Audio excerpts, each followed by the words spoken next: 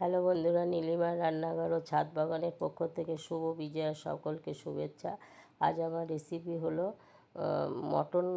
মটনের চর্বি দিয়ে ঘুগনি বুট দিয়ে। তার জন্য কিছু 500 বুট আগে থেকে ভিজিয়ে রেখেছি, সেটাকে প্রেসার কুকারে নুন হলুদ দিয়ে সিটি দিয়ে নিয়েছি। তারপর আমি আদা রসুন পেঁয়াজ টমেটো আলু কুচিয়ে নিয়েছি। তারপর আদা রসুন লঙ্কাগুলো পেস্ট করে নিয়েছি মিক্সচারে। তারপর গ্যাসে কড়া বসিয়ে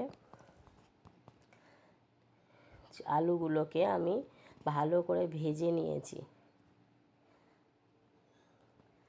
আলুগুলো ভাজা হয়ে গেলে আমি সেগুলো কড়াইতে তেল দিয়ে জিরে শুকনো লঙ্কা গরম মশলা তেজপাতা ফোড়ন দিয়েছি।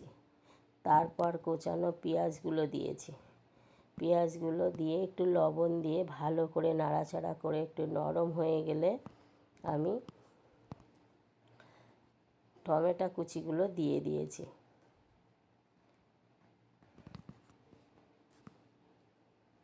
এবার এগুলো ভালো করে নাড়াচাড়া করতে করতে আরেকটু নরম হলে আদা রসুনের পেস্টটা দিয়েছি।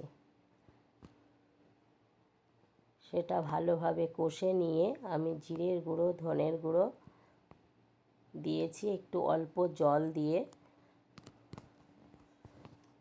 মশলাটাকে ভালো করে কষে নিয়েছি।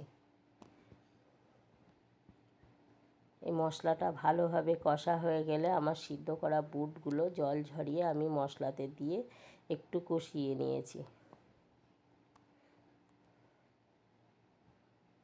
তারপরে ভাজা আলুগুলো দিয়ে দিয়েছি, দিয়ে বুট আর আলু আবার একটু ভালো করে কষিয়ে নিয়েছি। কিছুক্ষণ কষানোর পরে আমি জল দিয়েছি।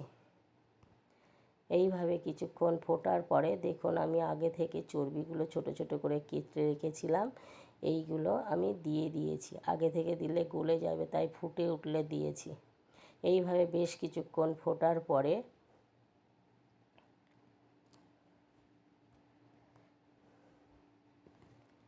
দেখুন চর্বিগুলো কত সুন্দর হয়ে আছে, গলেনি।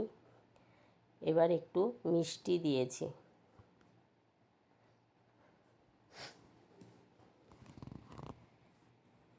তারপরে কসুরি মেথি দিয়েছি। এবার গরম মশলার গুঁড়ো দিয়েছি। এইভাবে আমার রান্নাটা হয়ে গেছে। এই রেসিপিটা যদি আপনাদের ভালো লাগে একটা লাইক শেয়ার কমেন্ট করবেন ও নতুন দর্শকদের সাবস্ক্রাইব